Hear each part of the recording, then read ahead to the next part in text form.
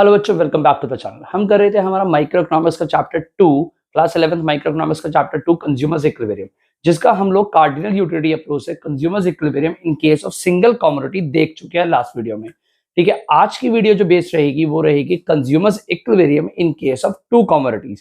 Cardinal utility approach का ही case है जिसके अंदर हम इक्विलिब्रियम टू कंडीशन में फाइंड करते हैं, सिंगल कमोडिटी और टू कमोडिटीज में। सिंगल कमोडिटी लास्ट वीडियो में अच्छे से देख चुके हैं, आज की वीडियो में हम करेंगे टू कमोडिटीज।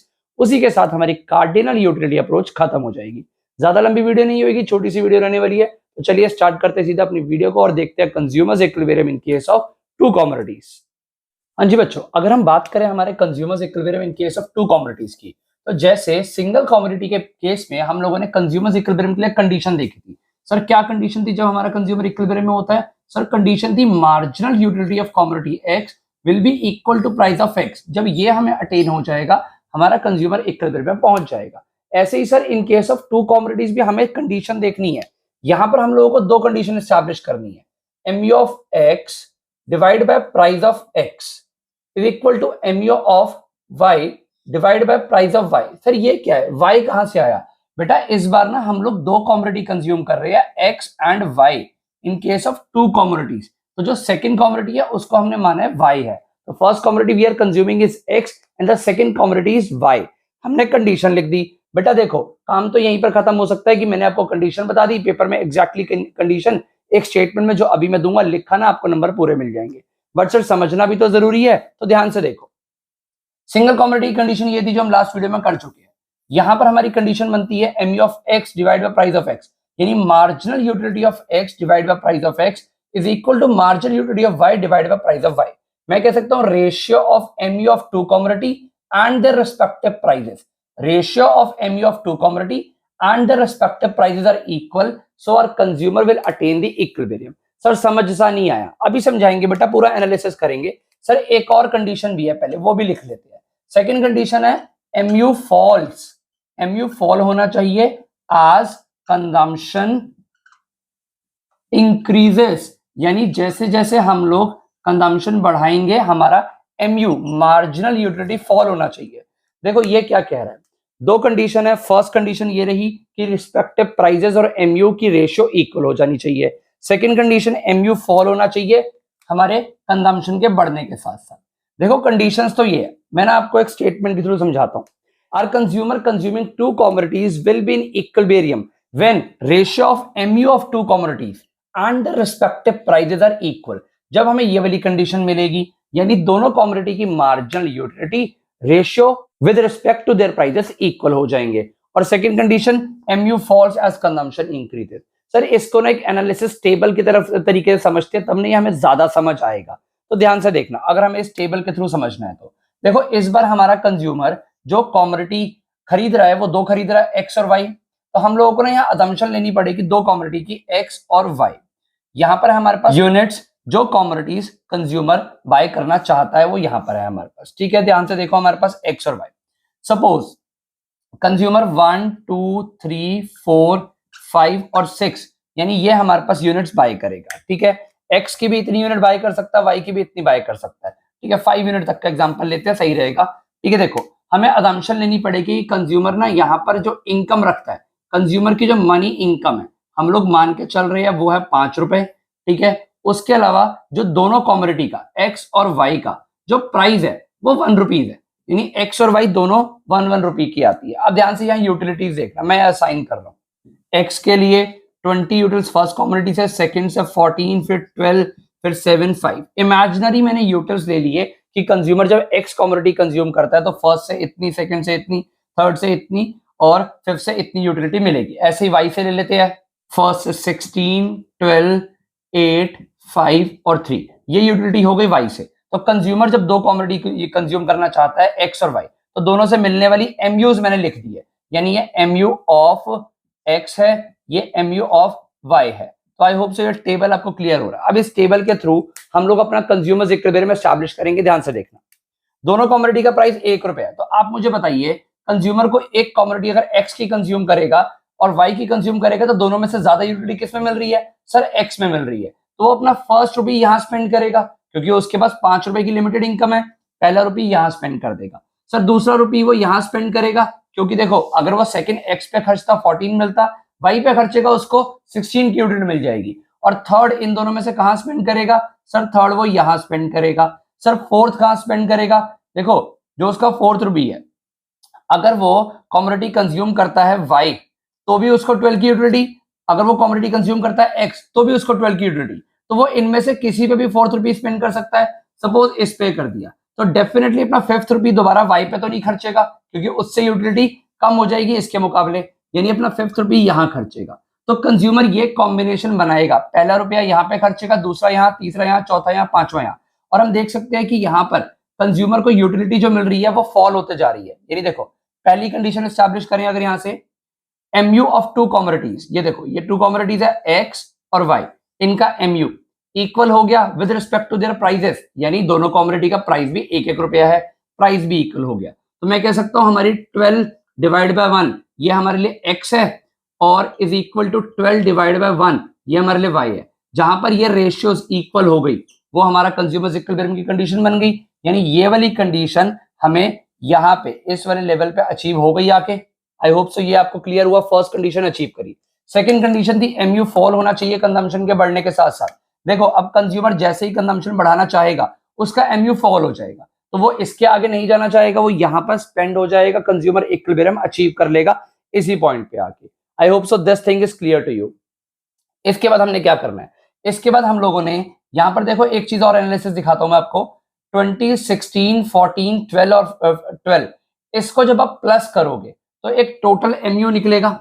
ठीक है, अगर हम निकालें यानी MU of x plus y, यानी अगर हम दोनों को जो उसको यूटिलिटी मिली है वो प्लस करें तो ना हमारा टोटल 74 यूटिल्स बनेगा।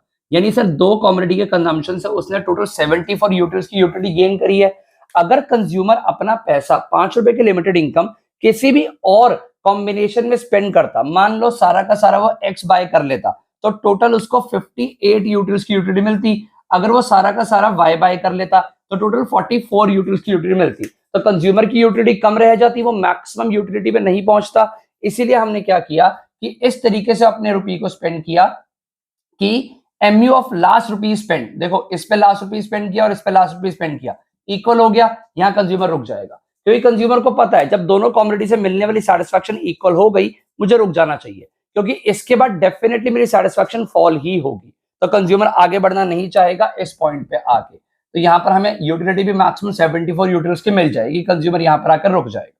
ठीक है, तो ये आपकी कंडीशन को हमने एक्सप्लेन किया एबल के थ्रू। हम ना इसका डायग्राम भी बना सकते हैं, आप लोगों को आपकी स्क्रीन पर दिख रहा होगा, जहां पर आप देखोगे कि MU of x MU of y जहां कट कर रहा है आपस में, वहां पर हमारा कंज्यूमर इक्विलिब्रियम में पहुंच चुका है।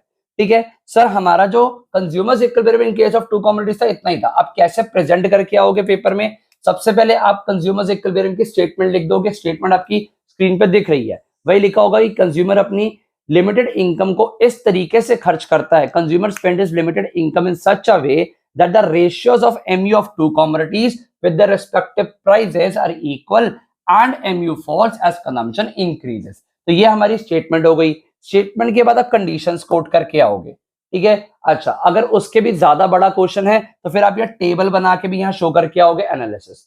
और अगर 6 नंबर में क्वेश्चन आ जाता है, जो कि चांसेस कम रहते हैं इसके 6 नंबर के आने के, ठीक है, बट हाँ अगर आ जाता है तो फिर आप डायग्राम भी देख के आओगे जो आपकी स्क्रीन पर दिख रहा है आपको। सर देखो consumer equilibrium in case of two commodities तो यही था, तो इसके बाद हमारा क्या काम है, इसके बाद ना हमारा केस बनते हैं क्या होगा अगर हमारा marginal utility of x divide by price of x ज्यादा होगा marginal utility of y divide by price of y से, यानी ये हमारा एक केस बनता है। उसके अलावा what happens when MU of x divide by price of x will be less than MU of y divide by price of y, इस केस में क्या होगा। तो ये दो केसेस हमारे बनते हैं, जिसके बाद हमारा जो चैप्टर का कार्डिनल पार्ट है वो खत्म हो जाएगा। तो चलिए इन दोनों केसेस को देख के वीडियो और ये चैप्टर का कार्डिनल यूटिलिटी अप्रोच खत्म करते हैं।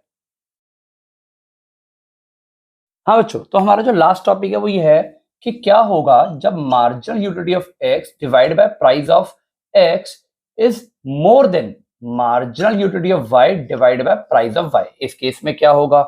उसके अलावा क्या होगा जब हमारा MU of x divide by price of x less than MU of y divide by price of y होगा। तो दोनों केसेस में क्या होगा, देखो बहुत ही आसान से केसेस है। फर्स्ट वाले केस की अगर बात करें तो इस केस के अंदर हमें मार्जिनल यूटिलिटी ऑफ एक्स ज्यादा है मार्जिनल यूटिलिटी ऑफ वाई से, ठीक है।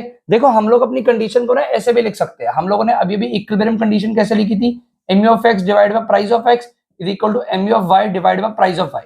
अगर हम लोग मान के चल रहे थे कि हमारा एक्स और वाई का दोनों का प्राइस एक एक रुपया है, यानी सेम है तो आपस में कट सकता है, तो हमारी इक्विलिब्रियम कंडीशन को हम M of x divide by M of y भी लिख सकते हैं। ये भी हमारा सही आंसर होगा, बिल्कुल होगा। बट इसको इक्वेशन फॉर्म में अगर आप लिख के आओगे तो बेटर प्रेजेंटेशन हो जाएगी, ये भी लिख के आओगे गलत नहीं होगा। हमारा अभी केस है कि देखो हमें एक्स से मिलने वाली सेटिस्फैक्शन कंपैरिजन टू वाई ज्यादा है, तो कंज्यूमर क्या करेगा, वो वाई को बाय करेगा? नहीं सर, बिल्कुल नहीं करेगा, वो तो एक्स को ही कंज्यूम करता जाएगा। और जैसे जैसे वो एक्स को कंज्यूम करता जाएगा, law of DMU will operate. Law of DMU क्या कहता था, जैसे जैसे आप कंजम्पशन बढ़ाते जाओगे कमोडिटी की, उससे मिलने वाली सेटिस्फैक्शन कम होती जाएगी, यानी इसका कंजम्पशन बढ़ाने से सेटिस्फैक्शन कम होती जाएगी और इसकी ऑटोमेटिकली बढ़ती जाएगी क्योंकि इसको कंज्यूम कर नहीं रहा वो। तो एक टाइम पे आके वो इस कंडीशन में पहुंच जाएगा when M of x divide by price of x equal हो जाएगा M of y divide by price of y के। यानी देखो अब लिख के कैसे आओगे, वैसे तो आपकी स्क्रीन पे मैं शो कर दूंगा कैसे लिख के आना है। चल यहां पर आप ज्यादा कंज्यूम करोगे पहले एक्स का, अगर उससे मिलने वाली सेटिस्फैक्शन ज्यादा है तो कंजम्पशन बढ़ाने के साथ साथ एक्स की सेटिस्फैक्शन कम होती जाएगी, तो फिर वो वाई पे शिफ्ट हो जाएगा, यानी वो इस कंडीशन तक एक्स को कंज्यूम करता रहेगा जब तक दोनों की सेटिस्फैक्शन इक्वल ना हो जाए। सिमिलरली वाई के केस में, यानी एम ऑफ वाई के केस में अगर हम बात करें, बिल्कुल सिमिलर केस, यानी यहाँ पर वाई से मिलने वाली यूटिलिटी ज्यादा है तो consumer will consume more of y and less of x. कब तक? जब तक सर वाई की सेटिस्फैक्शन कम होके एक्स के इक्वल ना आ जाए, यानी फिर से यह कंडीशन अटेन ना हो जाए तब तक वो वाई को ही कंज्यूम करता जाएगा, यानी फिर से उसने इस वाली कंडीशन पे पहुंचना है। जब वो पहुंच जाएगा वो कंजम्पशन करना बंद कर देगा वाई का और इक्विलिब्रियम में पहुंच जाएगा। दोनों की एक्सप्लेनेशन आप लोगों की स्क्रीन पे आपको शो हो रही है, अच्छे से स्क्रीनशॉट ले लो, काम आएगा आपको लर्न करने में, अच्छे से लर्न करना है। पेपर में ये कॉन्सेप्ट इंपॉर्टेंट बनता है, इसके छोटे वाले क्वेश्चन तो बहुत ही ज्यादा इंपॉर्टेंट बनते हैं कि क्या होगा ये अनइक्वल नॉट इक्विलिब्रियम कंडीशंस में। ये था हमारा consumers equilibrium in case of two commodities. एक छोटा सा कॉन्सेप्ट था, आसान सा कॉन्सेप्ट था, आई होप सो आप लोगों को समझ आया। और इसी के साथ हमने अपनी कार्डिनल यूटिलिटी अप्रोच को खत्म कर लिया है। आई होप सो पूरी अप्रोच आपको अच्छे से समझ आई है। अगर कोई भी डाउट रह जाता है तो नीचे कमेंट सेक्शन का यूज कर सकते हो, वो तुम्हारे लिए ही है।